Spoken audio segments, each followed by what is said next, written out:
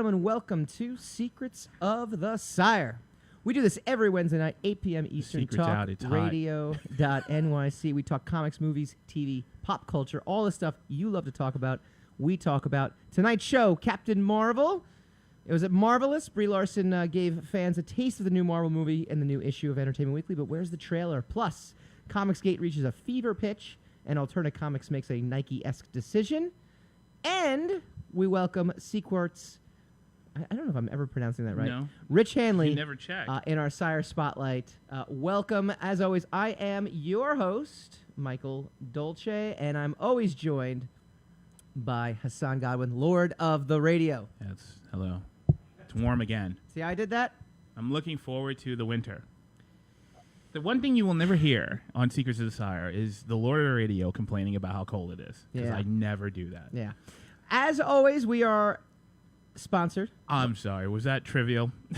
By Was that being trivial? SPNG Printing, sp-g.com. Go check them out. Professional printing, made simple. Brochures, business cards, books, catalogs, flyers, posters, postcards, and other print services are our specialty. SPNG is your full-service printer. We love our sponsors. Yay.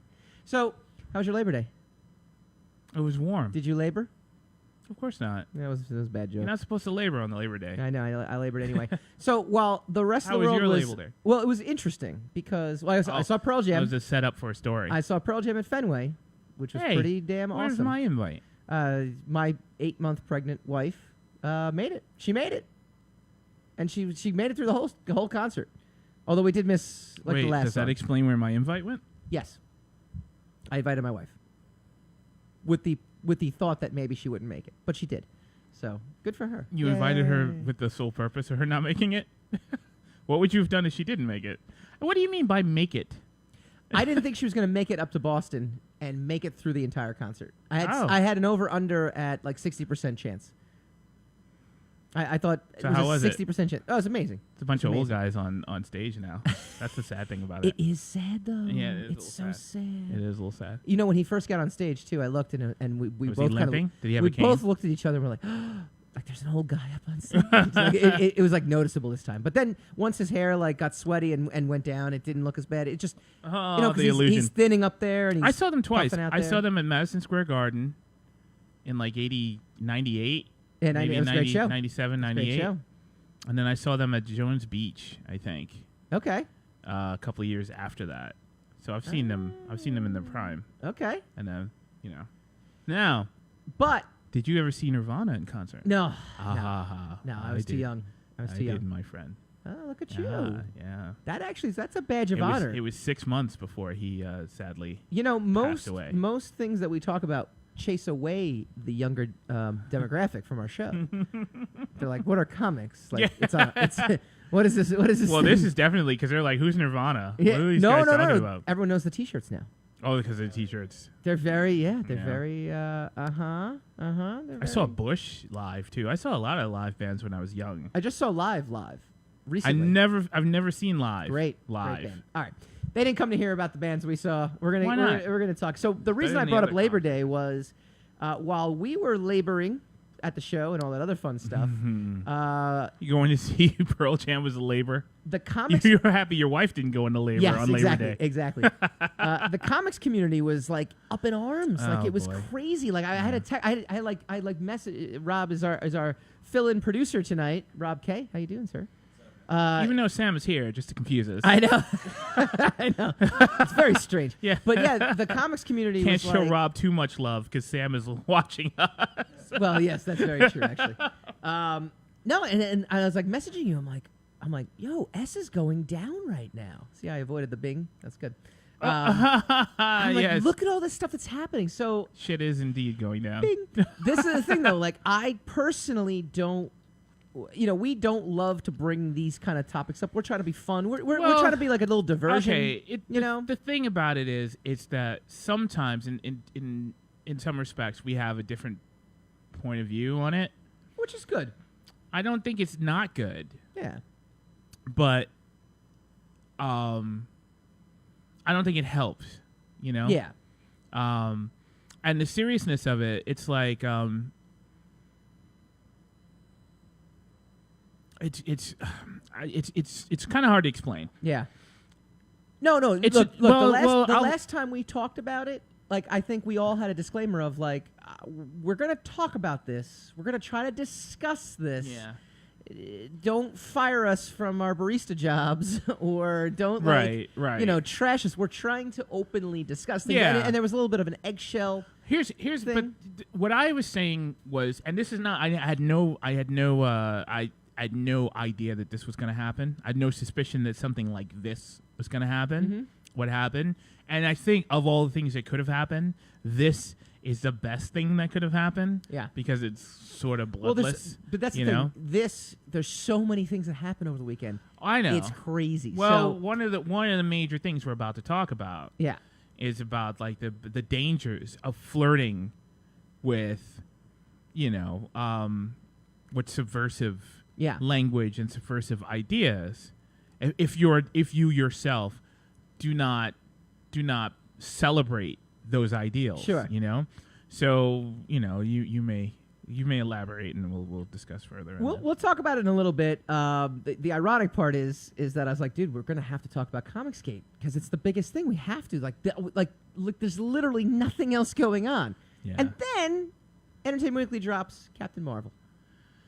It didn't though. I know. I did a little reaction video. You can go to youtube.com/secrets But how did we? Sire. I mean, we knew what she was going to look like. I know. I don't understand. It's not even like a It revelation. started when Brie Larson on September 4th, which was the Sunday, is like, hey, or maybe it's I don't know. Here's a hey, question. Entertainment Weekly. Sorry, hold we're on. gonna break Wait, the stop. internet. Off on the side. Yeah. Here's a question. Just as the same thing we had a conversation. If the show had been around 10 years ago, we would have had the same conversation as we will have with this one. Sure. It's amazing to me. Amazing to me. Yeah. Not only that there is a Captain Marvel movie. Yeah. That's happening. Yeah. But that everybody's making such a big darn deal about it. Like, did anybody think that Captain Marvel would be something that would be gracing the cover of magazines and people talking about the all right, I'm gonna do this from 2 points. Well, no, of view. okay, just to put it to perspective before you go. Yeah. I've been reading comic books for a long time.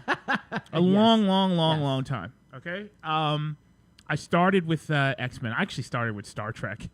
The Mutant Ninja Turtles was DC mine. Star Trek comics, and I also read my first Marvel comic was a G.I. Joe. Yeah. Okay, so but then we got into the superheroes. We got into hardcore stuff, right? With the serious, like semi-adult stuff as we get older. From the time let's say 1980, I don't know, 3, right? Until now, I've been absolutely hardcore reading comic books, right? Yep. I've never read a Captain Marvel comic. In fact, the Captain Marvel that is to be depicted in this movie wasn't even around. Yeah. Hadn't been around by the time I was reading comics. She had come and gone. Yeah. And there were various other Captain Marvels in her stead. Yeah. In the Captain Marvel universe. Right. In the Marvel universe, excuse me. So the fact that we are at this point where I have never read a Captain Marvel, an original Captain Marvel I still haven't, comic book. Yeah. And we're talking about it like it's the next big thing. Right. Is mind-blowing. The reason it's mind-blowing, and actually it says it on the cover, right? The future is female is the tagline. It's capturing the zeitgeist it's to of upset the the moment. incels. Oh, the poor incels. Well, look, Those poor incels. At the end of the day, right, it's what made... I'm going to leave Black Panther out of this, actually. Female. Ooh, they know what they're doing. I'm going to leave Black Panther out of this because at the end of the day, I think Black Panther, we both gave... You gave it an A, I gave it an A-. I think overall it lived up to the hype. So I'm not gonna rope that in. We both kind of give Wonder Woman like a B+, right? Something like that. Yeah. Like it was really thoroughly entertaining. Fell apart in the. I gave it an A for it existing and for the push that they did behind it. Yeah. They did it correctly. The movie itself was a B movie. Okay, it's great. It's great that you separate the two, though, right? Yeah. Because what made Wonder Woman a cultural phenomenon? It's not as if there hasn't been a female superhero before. It's been tons of them. They always flop. Not anyone that's been given the treatment. Like, not anybody has been given the Wonder Woman treatment. No female superhero had, no black superhero had been given it. What do you define by treatment? I'm about to. Okay. Define that. I'm curious what that means. Well, I can if you'd stop telling me to define it. We got to go to commercial break. We'll be right back now. That was good by me. Tonight, I may good. hit him. No female superhero had been given the Batman treatment, where it was like it was on Hollywood billboards, it was in Times Square, it was this huge, enormous deal. It was everywhere. It was international. I remember Tim Burton's Batman. Yeah. They were promoting Tim Burton's Batman like it was Star Wars. Right. Like that's how big it was. It was everywhere. The bat symbol was everywhere. It was Christmas. It was everything was going to happen. It was a big deal. Sure. That was in 1991. They've been doing it, huh? 89. Whatever. 1990. Whatever. You were watching Nirvana at the time. I'm gonna. Yeah. So I did that. I'm gonna kick you right in your I know. Captain America shield. So which is good by the way because it can't be reversed. So on camera, nicely done. Yeah. The Nolan Batman movie. I mean, they took it to the nth degree, all the way up to the Schumacher Batman movies. Sure, They all got this unbelievable superstar status. Yeah. You know. And then the Nolan Batman kind of came in very quietly, Mm-hmm. but then by Dark Knight, it had been exalted again into like number one superstar The status. Nolan Batman. So was Superman. They were did the same thing with Nolan Superman. Batman. They were afraid to market a comic book movie. Still, Yeah, they at the time. Still, and a Batman comic book movie. Yeah, and they were wrong. Well, because the taste of the Joel Schumacher stuff, I think, was still kind of weighing on their minds. Fair enough. They're like, hey, it's not a Batman It's not movie. this. It's gonna be something else. It's gonna be this. It's a Bruce Wayne movie. It's Yeah, a and Bruce there was a Wayne lot movie. of scenes about with Liam Neeson teaching him on the ice, Right. with a ninja sword. Right, it's right, gonna be, right, it's right, gonna be a right. completely different Right. Batman movie. Exactly. It's got a tumbler. It doesn't have the Batmobile. It's got a big tank. It's gonna be good. It's right. good. Come see it. I think that was their exact marketing. Yes, campaign. that's what the guy sounded like at the show. That's the guy right there. So, the Wonder Woman got that kind of treatment. Yeah. That was the first time anyone. I mean, remember Superman? Are you old enough to remember Superman the movie? Not the marketing behind The motion picture Yes, with I do Christopher remember. Reeve when Yeah. it came out into the theaters. I was not alive. It was enormous. Yeah, I wasn't alive. It was enormous. I'm telling you, it's enormous. It is actually was way bigger than the Man of Steel. The Man of Steel did the same kind of thing that Batman Begins did, where they try to under the radar Right. the whole thing, right? So Wonder Woman got the Batman to Superman treatment. Wonder Woman, no female superhero. The same with Black Panther. Black Panther got the Batman Superman treatment. No other black superhero, not even Blade, got that kind of treatment. Right, no, of course, because Blade was a surprise to everybody. They didn't want that to even really be marketed as a superhero movie. Right. Again, bad taste. And in then by the everyone's time Blade 2 came out, they were trying to push it, but then Blade 2 wasn't as good as Blade 1. Very true. So, it kind of It it didn't progressively it went worked down. against It each other. progressively Yeah, went and they did because I watched the third one again this weekend, Labor Day. Blade 3. Not as good. Whoa. I watched Crystal Skull, which you think is a fantastic movie. I didn't say it was fantastic. I said it was a good When movie. we come back, we're going to dive a little Nice bit try, into though. Captain Marvel. We're going to find out there was no trailer. It was very disappointing. But there was some really good information that came out of that article today. And we are going to dive back into ComicsGate, but from a little bit of a different point of view.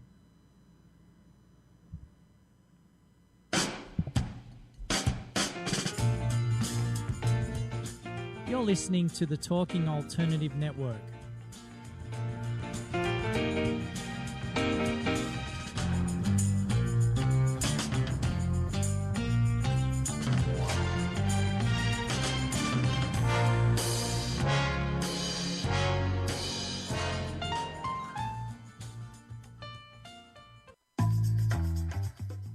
Did you know you've been playing poker your whole life, even if you've never played a hand of cards? Hi, I'm Ellen Lakin, author of Poker Woman and host of the new show, Poker Divas. On the show, I talk about how poker strategy helps you win in business, life, and love. Tune in live every Thursday, 1 p.m. to 2 p.m. Eastern Standard Time on talkradio.nyc. You're listening to the Talking Alternative Network. Are you stuck in a rut? Negative thoughts, feelings, and conversations got you down? Hi, I'm Noreen Sumter, the Potentiator. Tune in every Tuesday at 9 to 10 p.m. Eastern Time and listen for new ideas on my show, Beyond Potential, Live Life Your Way, on talkradio.nyc.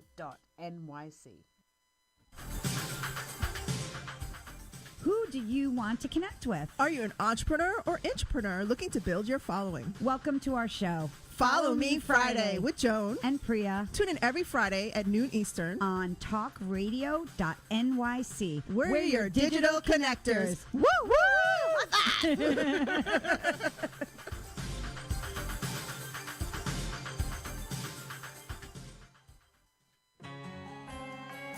Talking Alternative Radio, 24 hours a day.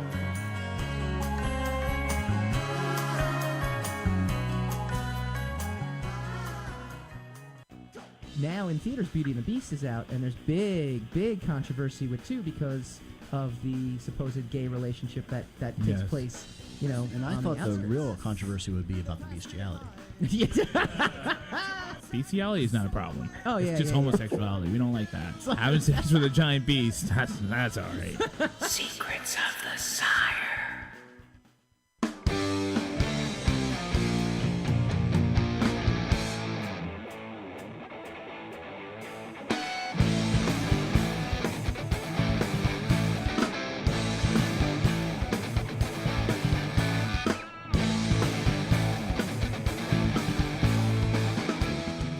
Welcome back to Secrets of the Sire. We do this every Wednesday night, 8 p.m. Eastern, talkradio.nyc. I want to give a shout out to our beloved patrons, dedicated fans, Einar Peterson, Matt Byer, Ashley Haikai, our program director, Stephanie Dolce, our executive producer, Steve Hovecki, Brian Phillips, and Christina Gillen, and as always, our Uber fan, Christina Dolce. Where's the fix? You're on your phone. All right, we were talking a little bit of Captain Marvel. We were definitely disappointed there was no trailer. I thought there would be a trailer. I didn't even know there was supposed to be a trailer, so I'm not really disappointed. No, so don't falsely advertise. Again, it was me a as tweet. Hey, EW, I'm bored. Want to break the internet tomorrow? Yes, meet us here at noon tomorrow. We've got something marvelous in mind, and I guess because it's Entertainment Weekly, we should have guessed it wasn't a trailer. It was going to be a promotion for their cover. Well, then don't say you're going to break the internet. See, you fail. The big fail on the break the internet. It's sensationalism. I know, but it's not going to. Why do people act like sensationalism doesn't work when it doesn't work for them? I'm just saying, if you're going to build it up. You went there though. You went to look for it, right? Of course I did. So they win. Of course I did. They win. You lose. I agree. That's exactly my point. Well, that's we all lost. That's the point of sensationalism. All right. There's nothing sensational about sensationalism. After my outrage, which you can go on YouTube right now and see my outrage, I was outraged. I gotta do better at those reaction videos though, because I'm a little too calm. I'm just like, this stinks. I'm like, well, that's not going to get any views. I say you break your computer. It got time. 60 in 5 minutes. It's pretty amazing. Congratulations. I know. I feel like an internet star. So they actually watched it, and they're like, "Why are we watching this?" You are indeed this someone horrible. very special. I actually, you know what I started doing though? I actually started watching a fan teaser trailer, and I was like, "I don't think this is real." I knew it wasn't real, but it was still pretty good. All right. When Captain Marvel hits theaters in March 8th, 2019, it'll be the 21st entry in the MCU, which is actually pretty significant. The first to star a solo female superhero. Again, really pushing the marketing is behind that, which we talked about with the Wonder Woman stuff. In the past decade... What's the first Marvel one to star a solo female? Yes, absolutely. Never before has a woman headlined her own story until Captain Marvel, the part Kree, part human pilot who made her comics debut back in 1968. She can't help but be herself. Larson tells EW she can be aggressive. She can have a temper. She can be a little invasive and in your face. She's also quick to jump to things, which makes her amazing in battle. All right, we don't care about that crap. Directed by Anna Boden and Ryan Fleck, Captain Marvel sidesteps the traditional origin story, and when it begins, Carol already has her powers. She's left her earthly life behind to join an elite Kree military team called Star Force, not Space Force, led by Jude Law's enigmatic commander. But before long, Carol finds herself back on Earth with new questions about her past, and she's got a formidable enemy in the form of the Skrulls, so we're actually going to see the Skrulls now. The notorious Marvel baddies, made all the more dangerous by their shape-shifting abilities. Ben Mendelsohn plays their leader Talos, who spearheads a Skrull invasion. Speaking of Earth, Captain Marvel takes place in the mid-90s. This allows the film to introduce younger versions of familiar Marvel faces like Jackson's Nick Fury. He still has two eyes, as well as let Carol carve out her own unique space in the MCU. Anything I said there, bold, daring thoughts, reactions? Sounds interesting. I mean, it doesn't. I mean, in the least interesting sounding tone I've ever heard. Well, she says, "Oh, she's her own character, and she's she's temperamental, blah blah blah." It's all the the typical character hit points that. It's that typical female thing. No, I'm just kidding. That's where I thought you were going with that, because the future's female. Because we were just talking about the zeitgeist. We're talking about Wonder Woman. See how I brought it all full circle? Sam's laughing. And so anyway, the point is that every character always says about themselves that they are a brash and impulsive, unorthodox character. So that's really not shedding any light on anything. Yeah. So I mean, the interesting thing is that sounds like a disaster of a movie. That sounds like it sounds like a 1990s disaster adaptation of a film. But since it's Marvel, it's probably not going to be. No, it's probably going to be pretty good. It's probably going to be. So it would be great to see a movie that sounds like it's going to be an old school 90s disaster comic book adaptation come out to be, the next big thing. On a couple of notes, I've seen people on Twitter going nuts over Iron Man 3 all of a sudden. People just loving Iron Man 3. I know. This is what I do on my Labor Day week. I scroll. I scroll through. I thought you went to see a concert. I did. I came home. You were in this concert scrolling? I came home and I was bored. And I started scrolling through. Alrighty. I'll say this about Captain Marvel. I think in general, yes, we're excited. I think we're just excited to see another Marvel movie because not excited. I'm looking forward to it. Excited is different. Yeah. Doesn't excite you. When I went to bed Christmas Eve, I was excited. Yeah. I haven't been excited in a long time in that manner. This would be a really good test too, though, to see at what lengths can you market based on a zeitgeist. I was actually genuinely excited to see The Last Jedi. Yeah, I was. That's why I'm no longer excited about ever seeing another movie again. Well, you're a ComicsGater, so clearly because they hate that movie because of the diversity. Mm-hmm. See how? Go. What's that segue? What are we talking about? That's the thing. We do actually have to segue because there's really nothing more you can talk about with Captain Marvel. Is it about the diversity? Then are we honestly saying that it's about diversity as opposed to the integrity of our original characters? No, you ComicsGate as you I didn't segue tried to segue. You just said we're gonna segue. Yeah, we're gonna. It hasn't happened You yet. can't warn a segue. That's antithetical to a segue. This is probably the first time you've gotten both Rob and Sam to laugh, which is exciting. I feel good for you now. All right. Here. Why am I doing this to myself? All right. It's hot outside. Like I said, the Captain Marvel stuff was interesting, but the biggest story this weekend... We didn't really get a Captain Marvel anything. We got her on the cover, and she looked exactly like we expected her to. She looked like Brie Larson in the Captain Marvel suit, which was fine, which was great. But so this is the thing that and it wasn't green, which was nice. Thank God it wasn't green.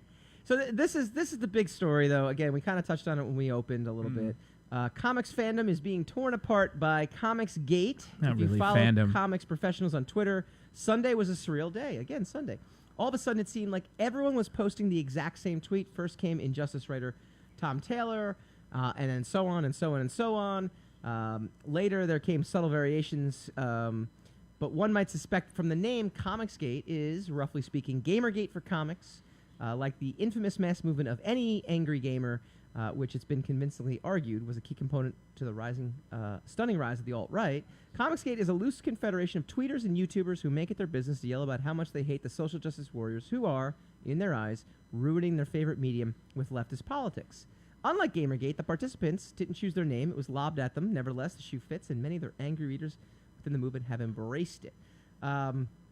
It's really fascinating because it was just something that was going on this weekend that was just tell them what was going on. People were comic creators were stepping up. I just said it. Did you not? But you didn't tell us why.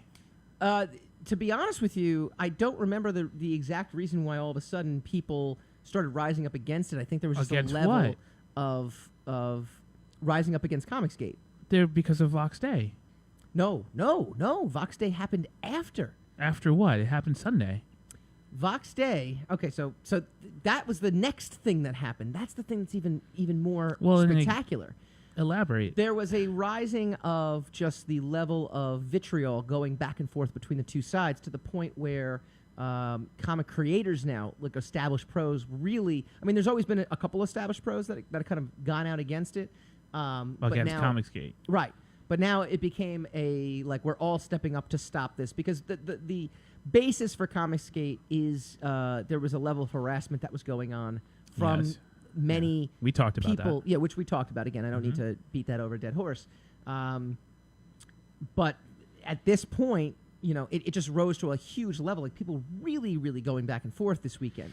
So the Vox Day stuff didn't even happen till Monday. It got to a point, though, where Richard Meyer, who is the ComicsGate guy, the guy who kind of started this whole thing, or at least galvanized it, I guess is the best way to put it, was debating with Neil Gaiman whether or not Neil Gaiman's first actual comics work was, because they were trying to figure out, like, the point was question, that everybody was getting hired on the merits of their sexuality or their race, as opposed to on the merits of the work that they had done. Right, exactly. And Neil Gaiman says, "Well, no, I got hired off of one short story that I did." Right.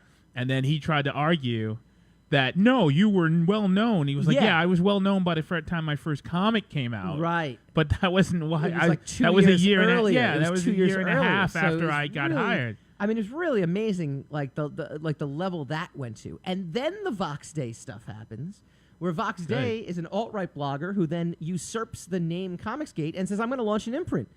And then all the ComicsGaters go nuts. They're like, we don't want this Nazi associated with it. We're not this. Oh, too bad. I know, which was amazing. Oh, It was just it was like one of these things. And then in the middle of all this, and this is the stuff I really wanted to cover, and we might have time to do it later on, is that Alterna Press, in the midst of all this, unleashed their updated social media policy, which it's really amazing how this then kind of pissed off the entire internet. The social media code and conduct, they don't want people using blockchains, which, again, Sam, you actually commented how blockchain in the Bitcoin world and all that other stuff has a completely different meaning. But blockchain is a program that you can use that will actually block groups of people based on hashtags, based on who's following them, and based on who they're following. And Alterna Press is like, as a creator, if you have poor experiences with anyone in relation to your work, online or otherwise, and feel you're being threatened, please reach out to us. You can block people individually, but please do not participate in blockchains. The reason being is that they feel that there are innocent people or people that are just caught up in it that will then be alienated to AlternaComics. So first you have all the ComicsGate people up in arms on the Vox Day and going back and forth and doing all this stuff. Then you have all the creators now going back and forth on Alterna Press saying, like, oh, you're clearly supporting ComicsGate, you're going for the money, you're this and that. I don't personally think that's the case. All I see is just this whole weekend was just like overreaction city. Like, all these people are just going nuts. And I thought it was just absolutely amazing. Your thoughts? When we come back. Yeah. You're listening to the Talking Alternative Network.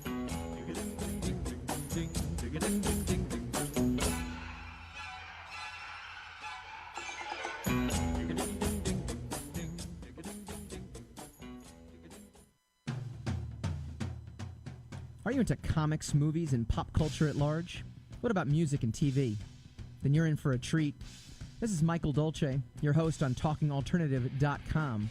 I've been professionally writing comic books, screenplays, and music articles for almost 15 years. Catch my show, Secrets of the Sire, at its new primetime slot, Wednesdays, 8 p.m. Eastern Time, and get the inside scoop on the pop culture universe you love to talk about. For more info, go to secretsofthesire.com.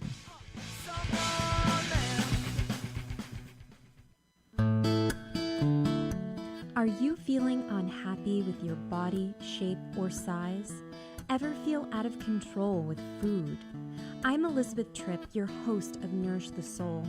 Join me to uncover the root to these imbalances and discover a permanent solution to living a healthy life.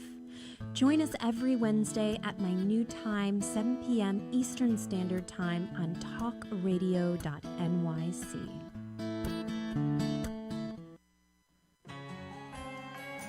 Talking Alternative Radio, 24 hours a day.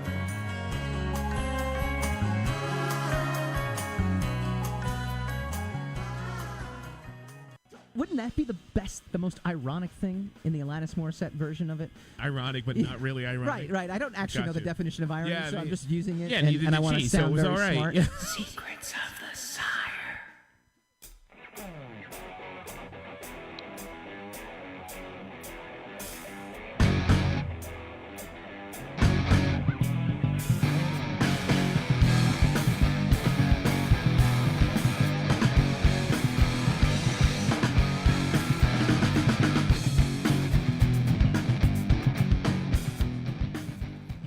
Welcome back to Secrets of the Sire. We do this every Wednesday at 8 p.m. Eastern, talkradio.nyc. We stream live on facebook.com/Secrets of the Sire. We are streaming live right now. We're going to get to our guest in just a moment, but I wanted to get Hassan, Lord of the Radio's take on the frenzy of... Well, I don't really know a lot about the craziness that you were talking about before the Vox Day situation. Yeah. But as we were talking about before, it's when you skirt those lines, because there's a lot of tongue-in-cheek action with ComicsGate, about like, oh, they say we're Nazis and this and that. It's like, okay, you're not, in particular. But a lot of the comments coming out of your followers and, there's a lot of commingling paraphernalia that goes with ComicsGate that is very unsavory, let's just call it, right? And because you're not denouncing it, you're getting lumped in with it. Yeah. And, everyone's like, well, what are you going to do? It's free speech. We have the right to this and that. And I was saying when we talked about this previously, it's got to come to a head somehow. Yeah. You cannot skirt these lines. It's not, it's outside of societal norms. Yeah. Just the way things are set up in our society. Sure. So we didn't even get to the financial successes. I mean, yeah, and they've had too. substantial Yeah, independent success. it's ridiculous. But they can't get anything done in the actual industry in and of itself because of the affiliations that they have. No, absolutely not. Right. So like the Vox Day thing that I knew about, when we were talking over the weekend, that's kind of, I hate to say it like this because I'm not saying it with any kind of maliciousness. It's kind of a just desserts kind of situation because if you flirt with that, it's like the saying about if you're staring into the abyss stares back. Yeah. If you flirt with it, they'll come for you. Yeah. Because it's a stepping stone into the mainstream, which is what they want to do. So you gotta kind of deal with it. It's fascinating too because I just Sam and we were just talking off camera a little bit and about there's an energy in the air right now and it's very strange. Like people, I mean, I feel like because we got to the point. I think it's 2 years into this like kind of crazy thing. That a lot of this is all wrapped up with the president and a lot of in the country, regardless of how you feel about the president or what's going on. Just a lot of the energies have been very flux and very all over the place. Yeah, because I don't think AlternaComics' policy is that radical. But people don't want that's ambiguity. People want you to. They want you to go on record. Yeah, they want you to go on say something. record. So we'll touch a little bit more on this in the fourth segment because we don't have too much spin the racks. But I want to welcome our guest, Mr. Rich Handley. Rich, how you doing, sir? Oh, I'm doing great. I was just thinking about ComicsGate. I'm just kidding. I know. It's amazing. I was like, all right, good. We're gonna have Rich on. He's gonna talk about his Planet of the Apes book, and he's gonna talk about the Star Wars expanded universe and all the stuff that you've done. And it's like, boy, what a weekend for you to be. I feel kind of bad for this guy now. He's got to deal with all this stuff too. I thought I was calling about ApesGate. About Bob Woodward bringing down an orangutan. Yeah.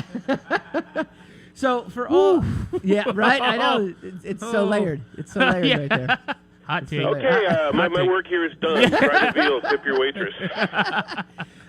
Give our audience a background into what you do. Because I mean, you've really, it's funny. Well, apparently, what I do is alienate people who don't agree with what I just said. You may have just lost half your viewership, and I apologize. But that's all right. We don't have any, so it's okay. No, but it's amazing. You've done stuff. You were the co-author of Watching Time, the Watchmen chronology, Timeline of the Planet of the Apes, Lexicon of the Planet of the Apes.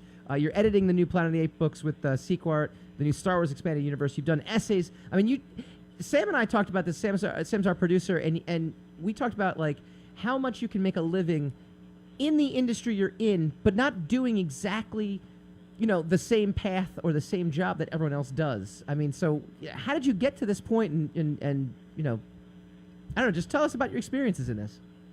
It's funny. The other day I was talking to someone, and I realized I've carved out a really unusual niche for myself because I got into publishing in the early 90s. I was some of the worst way.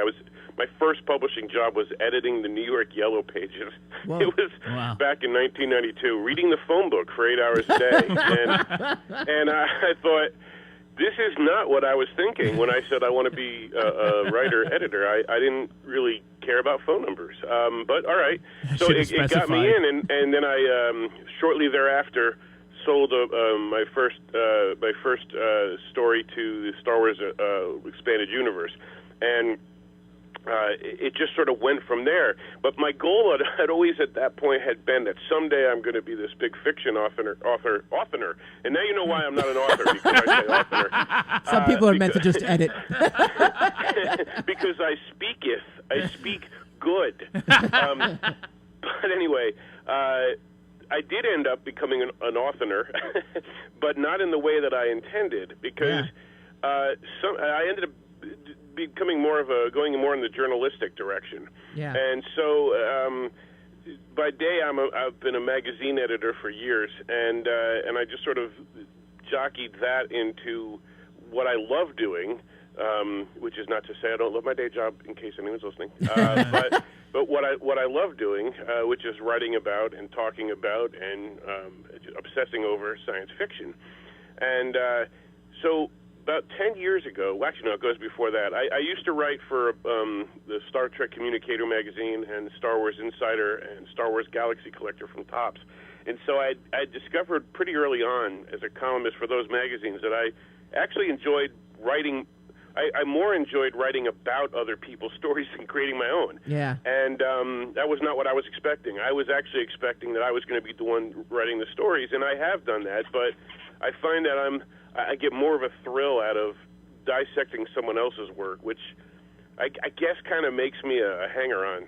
Now that I'm thinking about it, my whole life is a waste, isn't it? No, but, not even a little bit. No, you're fine. You're fine. Here's the thing: we had Mike Martz. Step away from that ledge. You're fine. We had Mike Martz on. Well, you knew our show was going to kill somebody at some point. It was bound to happen. Mike Martz is an editor. He's one of the founders of AlternaComics, and I always said to Mike, and I said, you've done all this editing. Didn't you want to be a writer? He says, no, I'm really good at editing. He says, I just really like it, and it was like one of those matter-of-fact things where he liked it. He enjoyed it. Writing is writing. writing. Writing and editing require very different skills. Yeah. True. And I learned that early on. Very true. That when I do one, it's a different set of skills than when I do the other. And that is the reason that the last thing any writer should do is be his or her own editor. Oh, yeah.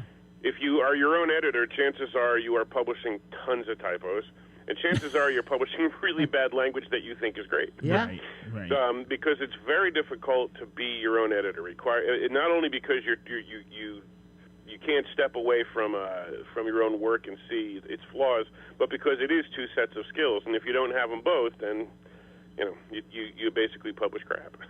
True. But to answer you, I got so tangential, and I apologize. I never actually addressed what your question was before about Planet of the Apes and all that. So I had been writing for all these magazines, and then about 10 years ago, Edward Gross, who you may know because he's written a lot of books, had suggested I write a book about Planet of the Apes. And it just sort of snowballed from there. I had written I had put together an online timeline trying to work out where the Planet of the Apes comics and TV shows fit with the films, because I'm weird like that. And Ed said, you should turn this into a book. And from that, I just sort of just kept going. I just kept doing more. Wow. And I ended up helping Drew Gasker write the novel Conspiracy of the Planet of the Apes. And from that, I ended up working for Boom on their Planet of the Apes archive series in the capacity of writing all of the supplemental materials that appeared in those books. They were reprinting the Marvel series. And then, more work just kept coming, and I've enjoyed the hell out of it. But the interesting thing in the midst of all of this is I do still do fiction when I can, and one of those was in addition to Drew's novel, the short story anthology last year, which was called Tales from the Forbidden Zone for Titan Books, that Jim Beard and I co-edited, which was a short story anthology that contains 16 stories set in that universe. So I do try to keep my hand in. Now I think I've answered your question, I think. If I haven't, let me know, because I will ramble. Well, it's funny because, you know, you look at your list of credentials. I mean, you got DC on your list. You've got Boom.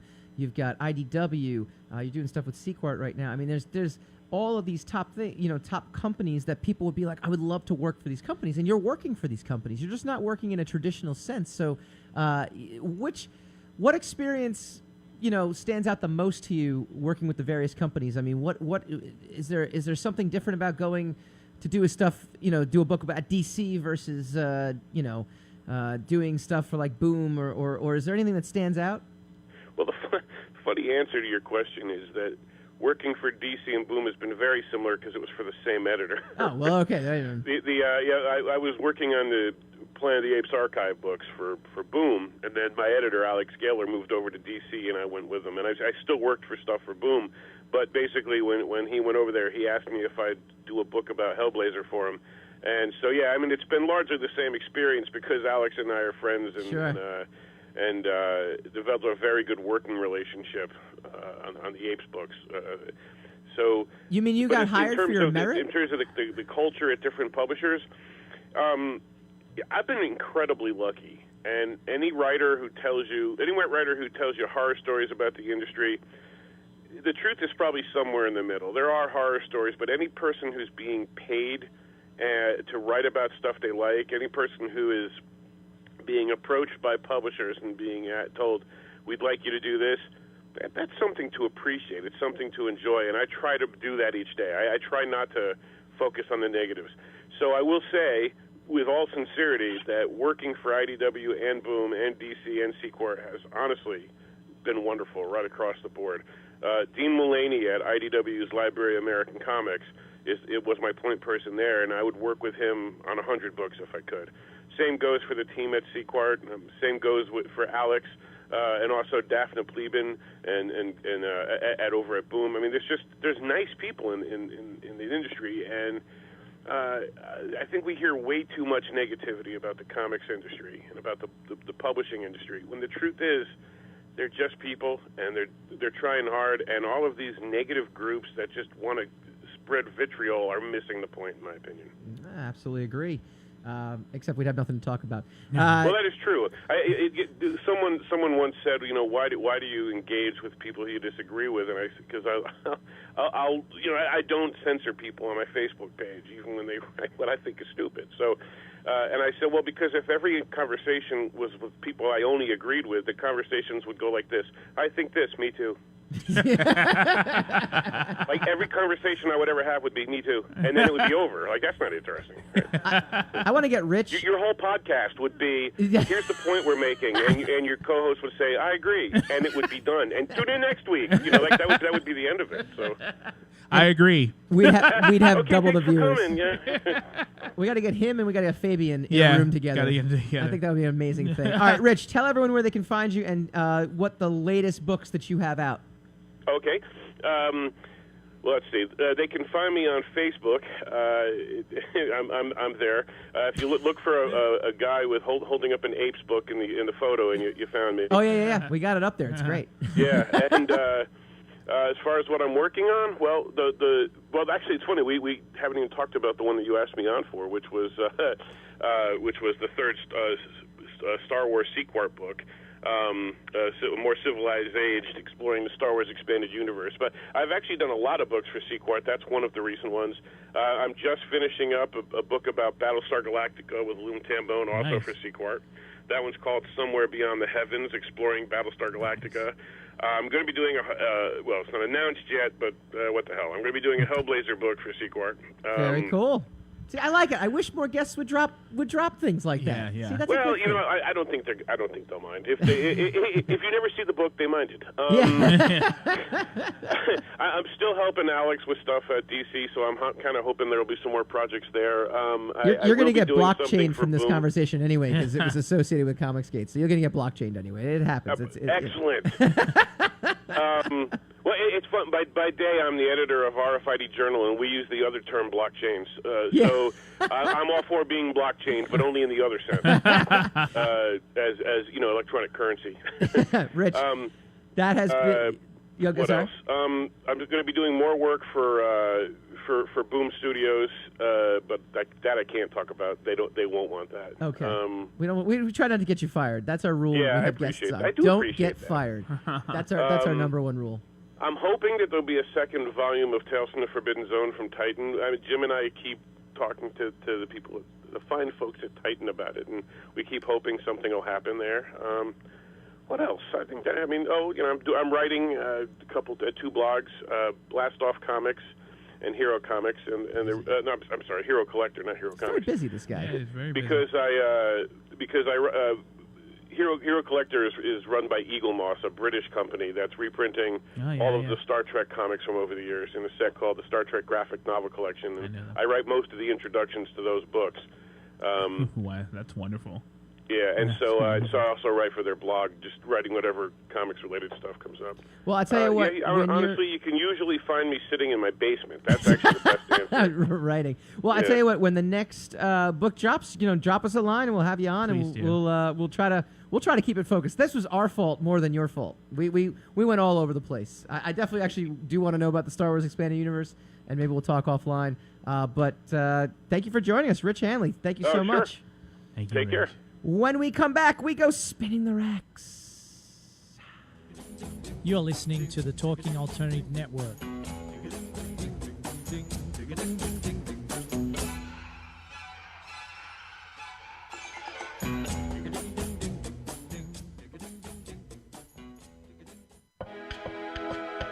The best designs for your life start at home. I'm David Thiergartner, interior designer and host of At Home. Listen live Tuesday nights at 8 p.m. Eastern Time as we talk to the very best professionals about interior design and the design that's all around us, right here on talkradio.nyc. Are you a conscious co-creator? Are you on a quest to raise your vibration and your consciousness? I'm Sam Leibowitz, your conscious consultant, and on my show, The Conscious Consultant Hour, Awakening Humanity, we will touch upon all these topics and more. Listen live at our new time on Thursdays at 12 noon Eastern Time. That's The Conscious Consultant Hour, Awakening Humanity, Thursdays 12 noon on talkradio.nyc.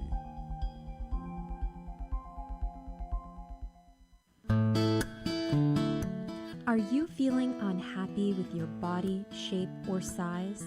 Ever feel out of control with food? I'm Elizabeth Tripp, your host of Nourish the Soul. Join me to uncover the root to these imbalances and discover a permanent solution to living a healthy life. Join us every Wednesday at my new time, 7 p.m. Eastern Standard Time on talkradio.nyc.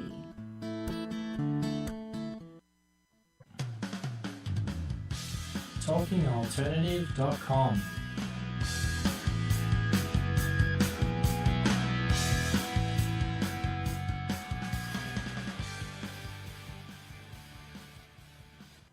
Do you know how long it's been since I've been wanting to just sacrifice, all your myself? beliefs just for the to show? give up all my beliefs? Well, I actually don't really have any beliefs, which is why it's been so hard for you to find out what my beliefs are to get me to portray them. I'm kind of a nihilist. I don't really believe in anything, except for sandwiches. Secrets of the Sire.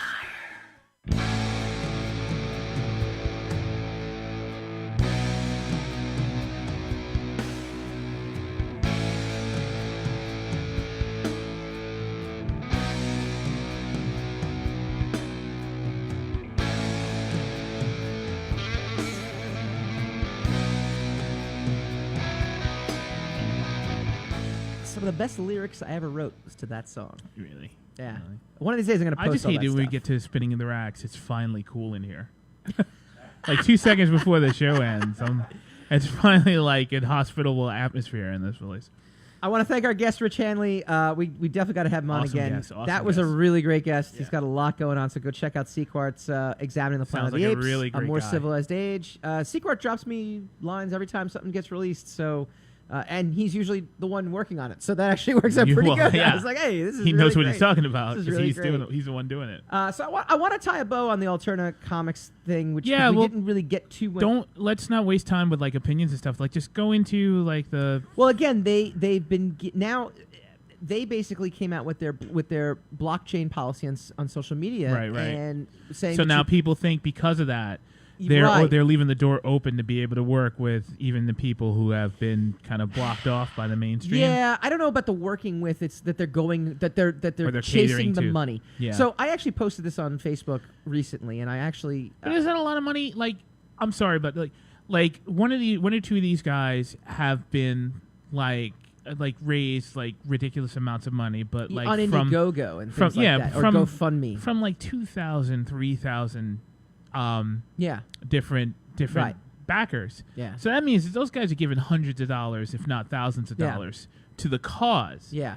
That's not necessary. So that's raising a lot of money for these guys. Yeah. But that's not really winning the demographic because you're not selling. You're not good. Again, that Alternative's doesn't been around- represent so Alternative's numbers. been around for 10 years, Mhm. which is amazing. Actually, they're a company that was on my radar, and I do want to get Peter Cimetti on at some point, and I actually probably should be more aggressive to get him on. But at this point, he's not. He's actually been very emotionally devastated by actually everything that's happened. He tweeted out that he was, having suicidal thoughts now because of the backlash that happened. But he had actually just posted. He said, blockchains can catch innocent people in the crossfire, and we want to reach as many people as possible. And there is something to that. But again, the reaction, and I'm not going to call this a left-right reaction because I think what we've been talking about is there's this energy going on right now. They tend to make it a left-right thing. No, Like agreed. But I'm and just that's- saying, in this particular case, it just seems like everyone is just so like it's like, oh, you're working with these Nazis. Oh, we're not Nazis. We have a Nazi that wants to be part of us. We didn't want him to be a Nazi. You suck. We want this, and it's like, whoa. Yeah. Like it's a real fever pitch, kind of reaction. All these creators. But nobody wears a T-shirt, right? Nobody wears a colored T-shirt Right. that says, "I am on the side of good."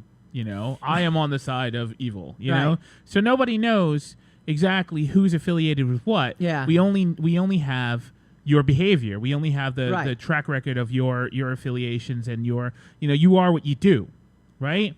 So if you're going to affiliate yourself with these people, and like this is the weird phenomenon that takes place, where you affiliate yourself with people who are very strongly outspoken about a particular on a particular cause on either side. But I don't think Alterna is actually affiliating themselves. I understand that. They're being affiliated. I understand that, but I'm trying to explain. Okay. If you're going to do that, Yeah. the strange phenomenon is that once you affiliate yourself, or once you are affiliated, you get these people get indignant of, I don't have to explain myself I was to anybody. recently on Indiegogo just to check it out because I was like, what's the big deal here? I was like, well, there's not a lot of comic book projects in here. Then I'm thinking to myself, maybe I'll put, a new title that I'm working on Indiegogo just because the competition's not there. Mm-hmm. But then immediately I'm like, let me throw this out there. And I got responses like, oh, yeah, or if you want to be part of ComicsGate, you'll put stuff on Indiegogo. And it's like, Indiegogo, it's not their fault. You know what I mean? Like, all of a sudden, it's like, if I run Indiegogo now, all of a sudden it's But like... I'm saying that's because of the phenomenon Yeah. of non-disclosure, or the Right. phenomenon of ambiguity, Right. of like political affiliated ambiguity, Right. and willful ignorance, Right. to what's going on. Right. And like I said to you before, if you don't pick a team, that people will pick a team I for know, you. I know. So then in And that's in such not a fair case, either. That's not fair it's either. not fair, but it happens. It can be avoided if you decide, look, I'm not part of this. Yeah. And then if you're gonna unaffiliate yourself with it. Yeah. Come up with your own. Come up with the middle. Come up with a name for the middle. Well, you hit the name on the head, nail on the head, though. There is no middle anymore. There is none. There There's really a middle isn't. if you make it. You can make a middle, but you have to make the middle. Yeah, you have to aggressively. You can't just be like, well, I know that a lot of people I work with like to kill babies, but I don't kill babies, so I don't really have to explain myself because I have my own record as not a baby killer. And it's like, we will not get into this debate. Well, your friend, the guy you're eating dinner with right here, he's a known baby killer. Yeah, but I didn't kill a baby at that dinner, and therefore I'm fine. Poor analogy of all the This things. is the perfect analogy. No. Okay, great analogy. Wrong choice because it's the truth. It's like it's an egregious thing. It can be egregious. We are gonna go. There's a lot. All left right, we have I'm to talk sorry. about this. Was I making too much sense? Well, because abortion's not a big hot topic debate, and I never said abortion. I know. I'm just saying that's where my mind went when you said baby killer. Okay, so I guess I'll stop talking. All that fun stuff. We will get back into this. There's a lot to talk about. We're never talking about it again. We're going to talk fall preview next week. But before we do this every week. We go spinning the racks, bringing you the most fantastical pop culture news. Spin the rack, spin that rack. Look at the awesome new graphic we got for Spin the Racks. I'm so excited. The zombie outbreak is beginning, and Vanilla Ice is on the scene. There was... you couldn't even write something like this. Vanilla Ice collaborates, tweets while trapped inside quarantine Emirates flight. A 500-person Emirates flight from Dubai was quarantined for hours at JFK Wednesday morning after several passengers found a fever grabbing hold of them tightly as news outlets tried to cull details from the abundance of ambulances and police cars encircling the plane. They went online for answers where none other than Vanilla Ice rocked the tweets like a vandal. That is courtesy... That is courtesy of the AV Club. I don't want to steal their stuff, but the rapper tweeted, so I just landed from Dubai, and now there's a ton of ambulances and fire trucks and police all over the place. Apparently there's 100 sick people on the bottom floor of the double-decker flight. So he was at the top. I just feel like this is the movie Airplane all over again, except they weren't in the air. Nothing? You got nothing? What do you want me to say about Vanilla Ice? Naturally, the possibility of Ice being at the center of a potential pandemic was enough to soften the anxiety of said pandemic, and the jokes came pouring in. All right, next week, get your pumpkin spice latte ready. Get the kids off onto the school bus. It's fall TV preview time. Iron Fist is back. It's one of the selections that are back. We have its Emmy-nominated composer, Robert Lydecker, will be on the show next week. He'll be talking about producing the score for the new season of Iron Fist. Plus, we run down all the comic book movie-related shows you need to see. Go check us out, facebook.com/Secrets of the Sire. Download us on iTunes, SoundCloud, everything, YouTube/Secrets of the Sire. You're listening to the Talking Alternative Network.